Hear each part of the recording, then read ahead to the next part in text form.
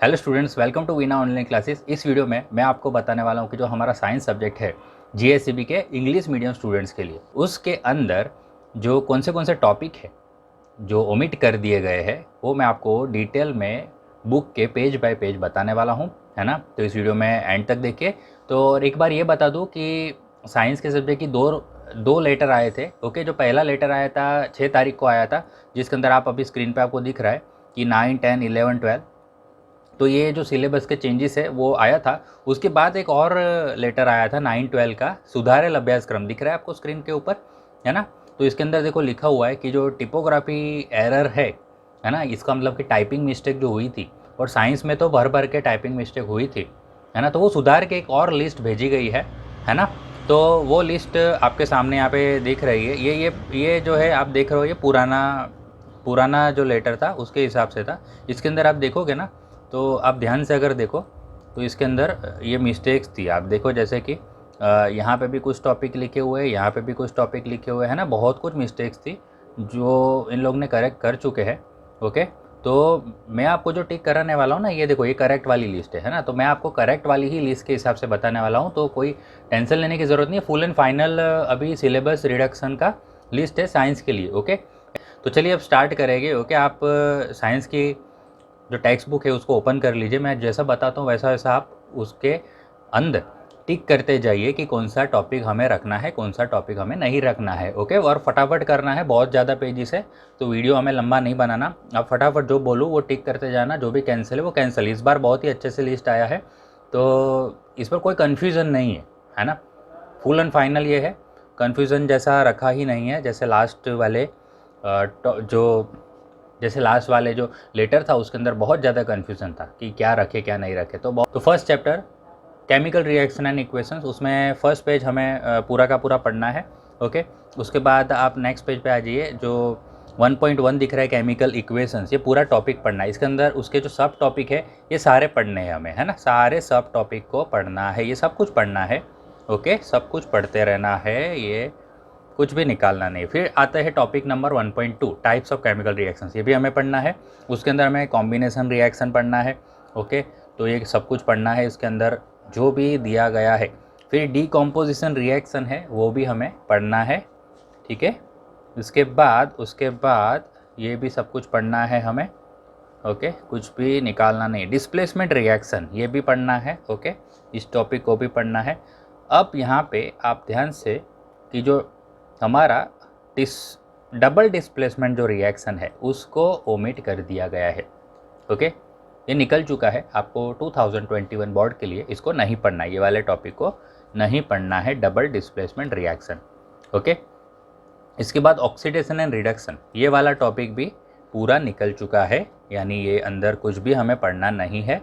Okay, या आप book के अंदर आप क्रॉस मत करना, प्लीज़ आप बुक के अंदर क्रॉस मत करना, क्योंकि ये सिर्फ 2021 के लिए ही। अगर आप कि फ्यूचर में आपकी जो बुक है किसी के पास जाती है तो उनको बहुत ही प्रॉब्लम होगी ऐसी बुक को पढ़ने के लिए। तो आप कभी भी ऐसे क्रॉस मत करना सेंटर में, ठीक है। मेरे पास क्या है, मैं कंप्यूटर में कर रहा हूँ, मतलब मैं सेव नहीं करूँगा इस फाइल को, है ना, इसके लिए।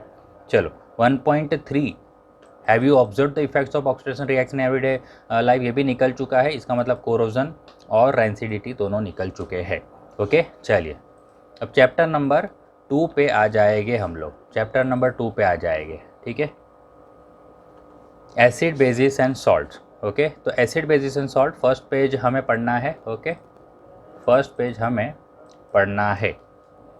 उसके बाद 2.1 जो टॉपिक है वो पढ़ना है, acid and bases in laboratory, ये पढ़ना है हमें। ओके, 2.1.2 भी पढ़ना है। उसके बाद आ जाइए 2.1.3, ये भी पढ़ना है। ओके, 2.1.4 भी पढ़ना है, 2.1.5 भी पढ़ना है।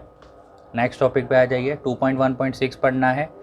टॉपिक नंबर 2.2 भी पढ़ना है हमें। ओके, फिर उसके बाद आ जाइए 2.2.1, ये पढ़ना है, ठीक है। ये सब कुछ पढ़ना है हमें। फिर आएगा 2.3 how strong are the acid and base solution, ये भी हमें पढ़ना है, ठीक है। ये सब कुछ पढ़ना है। 2.3.1 importance of pH in everyday life, ये भी पढ़ना है हमें। ओके, उसके बाद आएगा देखो मोर अबाउट सॉल्ट्स, ये भी पढ़ना है। 2.4.1 भी पढ़ना है, ठीक है। अब इसके अंदर ध्यान से 2.4.2 नहीं पढ़ना है, pH ऑफ सॉल्ट्स नहीं पढ़ना है, केमिकल फ्रॉम कॉमन सॉल्ट्स ये भी नहीं पढ़ना है, chemicals from common salt cancel हो चुका है। इसका मतलब अंदर कुछ भी नहीं पढ़ना है, ये सब कुछ कैंसिल हो चुका है। ओके, ये सब कुछ कैंसिल हो गया है, everything has been cancel out. 2.4.4 जो नेक्स्ट टॉपिक आएगा वो भी कैंसिल हो चुका है। इसका मतलब आगे का सब रखा हुआ है, पीछे से जो भी बुक के अंदर है वो कैंसिल हो चुका है ना। चलिए चैप्टर नंबर 3 की तरफ चलते हैं, है ना। Chapter number 3 metals and non metals. Okay, 3.1 करना है, इसका मतलब 3.1.1 करना है हमें, ये सब कुछ पढ़ना है, सब कुछ पढ़ना है। नेक्स्ट है नॉन मेटल्स, 3.1.2 पढ़ना है। ओके, इसके बाद हमें 3.2 जो केमिकल प्रॉपर्टीज ऑफ मेटल्स है वो नहीं पढ़ना है। ओके, इसका मतलब 3.2.1 नहीं पढ़ना है, इसका मतलब 3.2.2 नहीं पढ़ना है।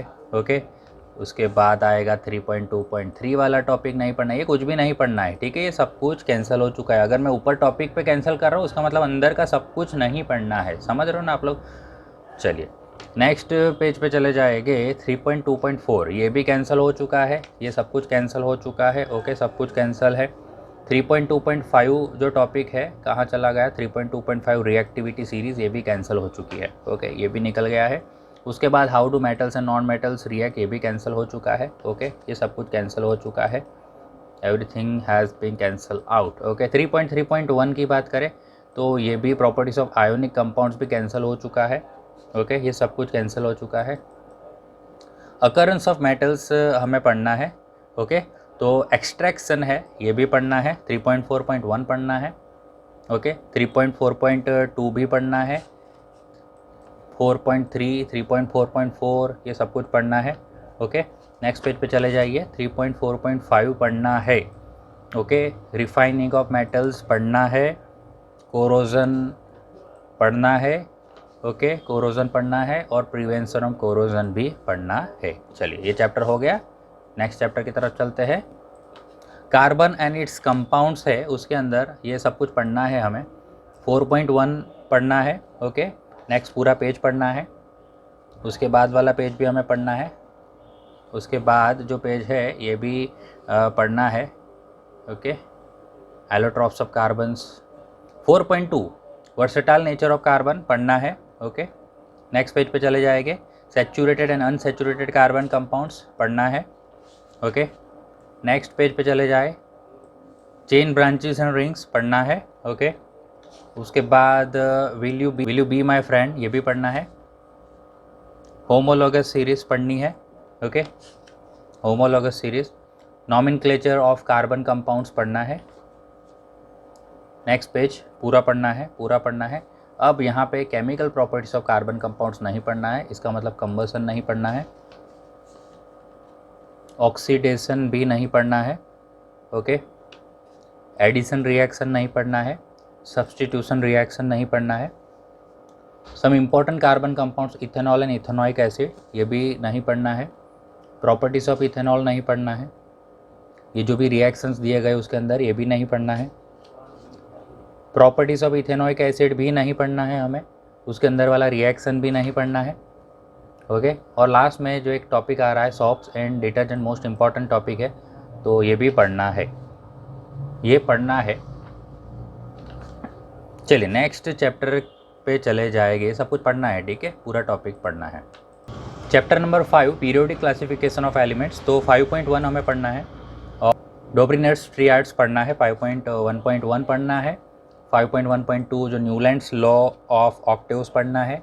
इसके बाद making order out of chaos, Mendeleev's periodic table पढ़ना है हमें, नेक्स्ट पूरा पेज पढ़ना है। एंड अचीवमेंट्स जो है मेंडलीव्स पीरियोडिक टेबल ये भी पढ़ना है हमें। उसके बाद जो लिमिटेशन वाला टॉपिक भी पढ़ना है। मैं थोड़ा फास्ट जा रहा हूँ बट आपको स्पीड रखनी पड़ेगी क्योंकि हमें पूरे एंड तक जाना है चैप्टर के, समझ लो बहुत सारे चैप्टर है, बहुत ज़्यादा लंबा वीडियो नहीं बनाना है, तो फटाफट टिक करते जाइए। ओके, 5.3 पढ़ना है हमें।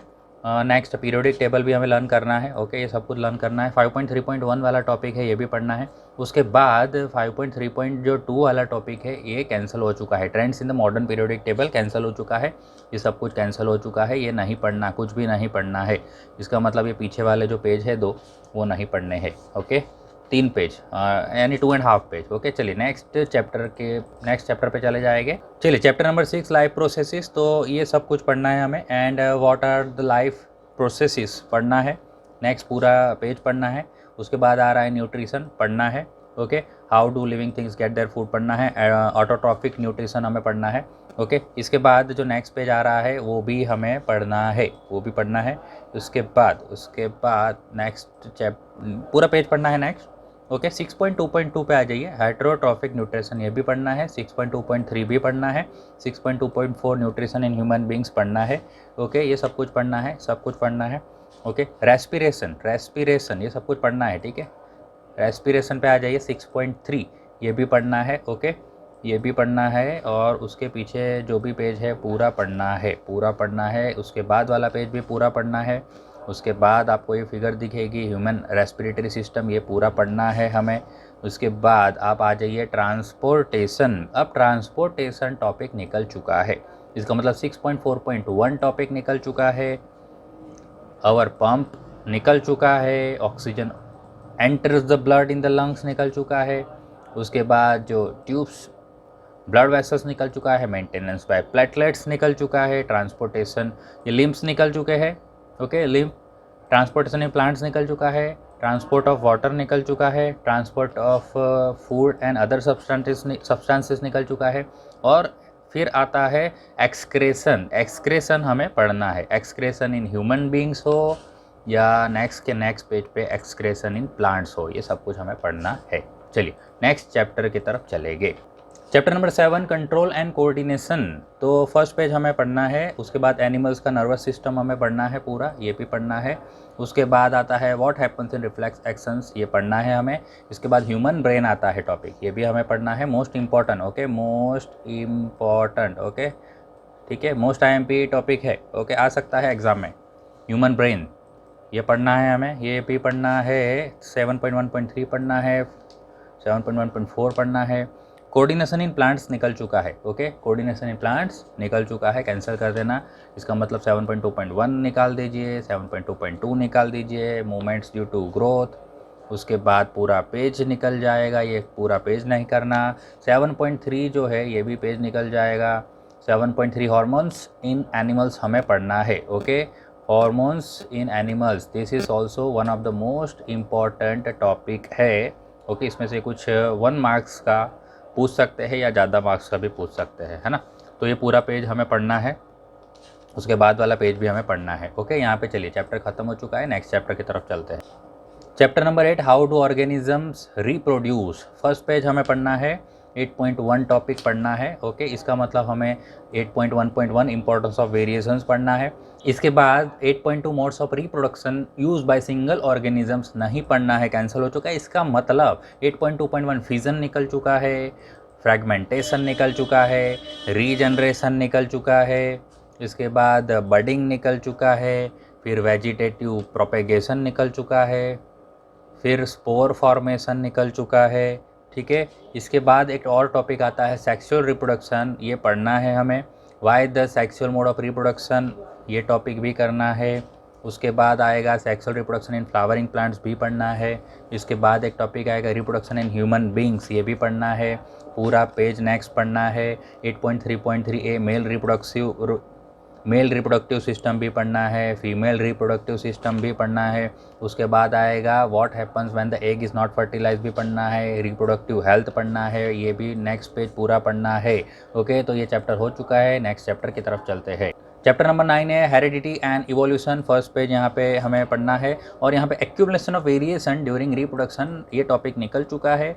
ओके, इसका मतलब ये नहीं पढ़ना कुछ भी ऊपर तक यहाँ। फिर हेरिडिटी हमें पढ़ना है, इनहेरिटेड ट्रेड्स पढ़ना है। फिर ये रूल्स पढ़ना है हमें, inheritance of traits, Mendel's contributions, ये पढ़ना है। उसके बाद जो नेक्स्ट पेज पूरा है वो पढ़ना है हमें, ये पूरा पेज हमें पढ़ना है। 9.2.3 how do this traits get express, ये भी पढ़ना है। इसके बाद जो पेज है 9.2.4 सेक्स डिटर्मिनेशन, ये भी हमें पढ़ना है। उसके बाद आ रहा है इवोल्यूशन, वो भी पढ़ना है, एंड इल्यूस्ट्रेशन भी पढ़ना है। उसके बाद ये पूरा पेज पढ़ना है। 9.3.2 पे आ जाए एक्वायर्ड इनहेरिटेड ट्रेड्स, ये भी पढ़ना है।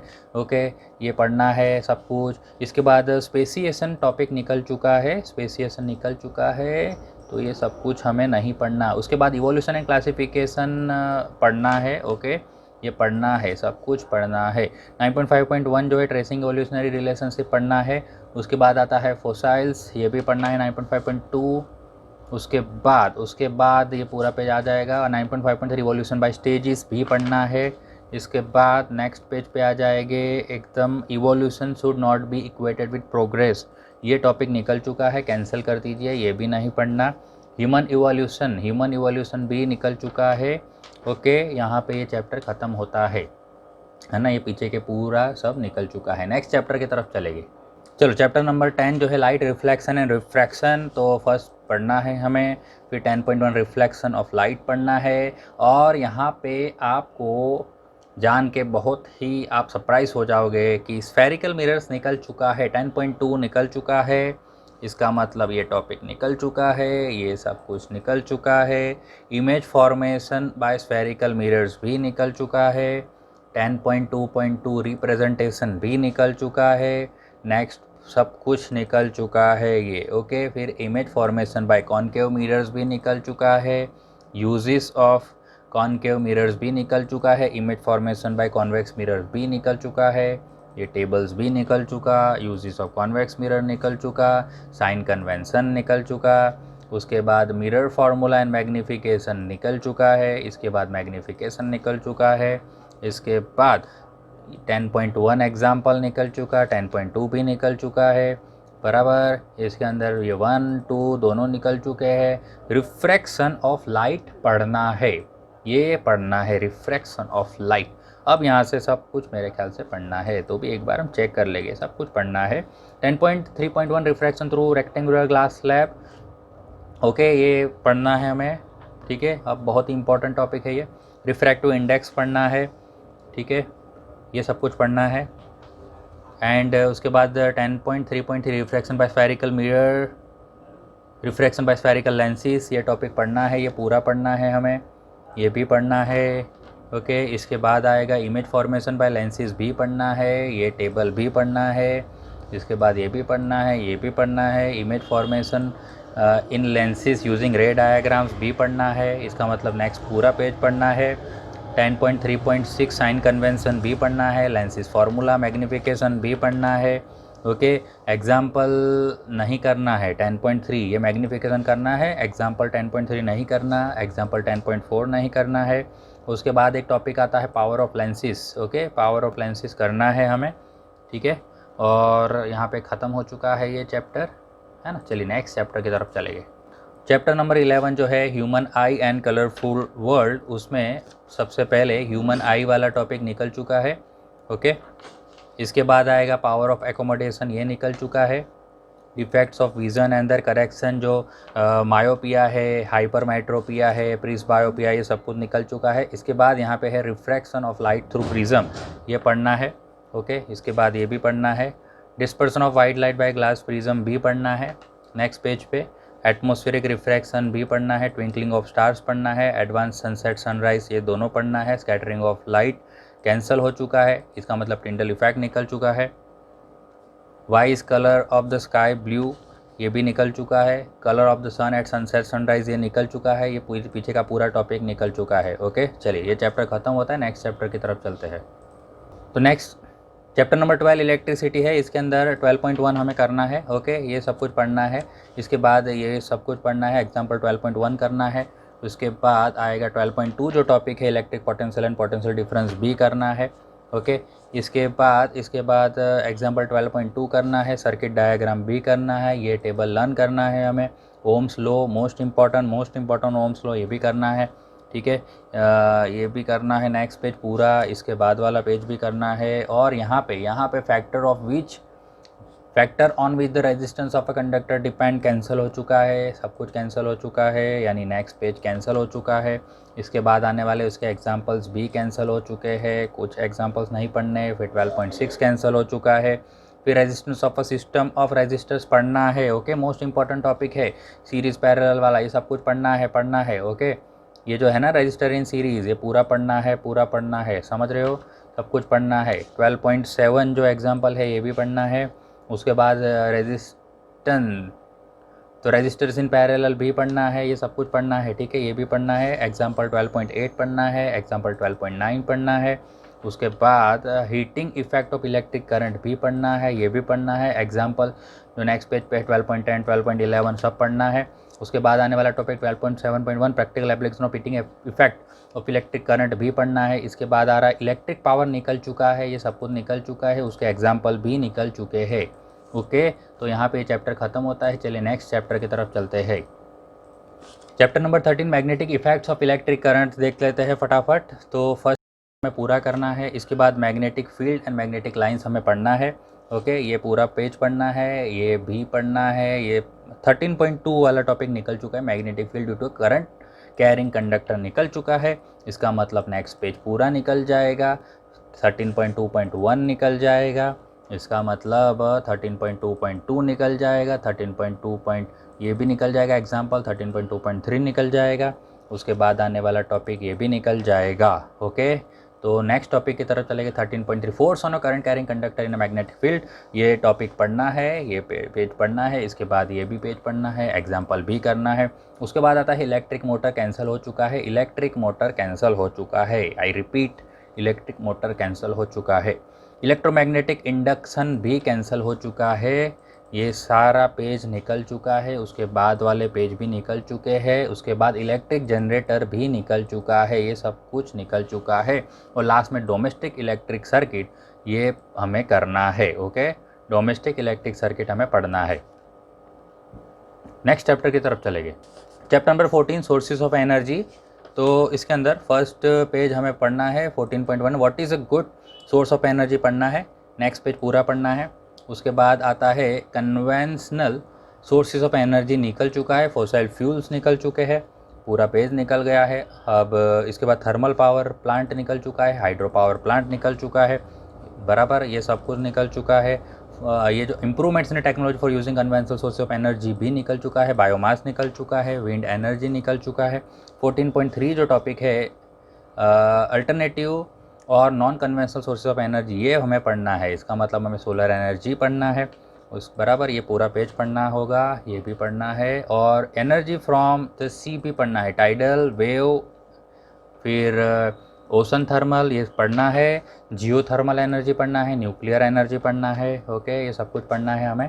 ये पेज भी पूरा पढ़ना है। और एनवायरमेंटल कंसिक्वेंसेस ये भी पढ़ना है। उसके बाद how long will an energy source last us, ये भी हमें सब कुछ पढ़ना है। चलिए नेक्स्ट चैप्टर की तरफ चलेंगे। Chapter number 15 our environment. तो सबसे पहले 15.1 ecosystem what are its components निकल चुका है। नेक्स्ट चैप्टर, नेक्स्ट पूरा पेज निकल चुका है, okay. Food chains and webs निकल चुका है, ये भी पूरा पेज अब निकल जाएगा, ये सब नहीं पढ़ना है। 15.2 जो टॉपिक है how do our activity affect our environment, ये पढ़ना है। Ozone layer and how it is getting depleted, ये भी पढ़ना है। 15.2.2 जो managing the garbage we produce भी पढ़ना है, ओके। यानी इसके बाद जो पेज है वो भी पढ़ना है हमें, दैन ये भी पढ़ना है, ओके। ये पूरा चैप्टर ख़त्म हो चुका है। चलिए नेक्स्ट चैप्टर की तरफ चलेंगे। Chapter number 16 sustainable management of natural resources. तो फर्स्ट पेज हमें पढ़ना है, नेक्स्ट पेज भी पढ़ना है, ओके। फिर इसके बाद ये भी पढ़ना है, refuse, reduce, reuse, okay, repurpose, recycle, ये सब कुछ पढ़ना है। 16.1 why do we need to manage our resources, ये भी पढ़ना है। नेक्स्ट पेज भी पढ़ना है। फॉरेस्ट एंड वाइल्ड लाइफ भी पढ़ना है, स्टेक होल्डर्स भी पढ़ना है, इसका मतलब ये भी पढ़ना है। नेक्स्ट पेज भी पढ़ना है। मैनेजमेंट ऑफ फॉरेस्ट भी पढ़ना है and example of peoples participation, ये भी पढ़ना है। वाटर फॉर ऑल निकल चुका है, वाटर फॉर ऑल निकल चुका है, ओके।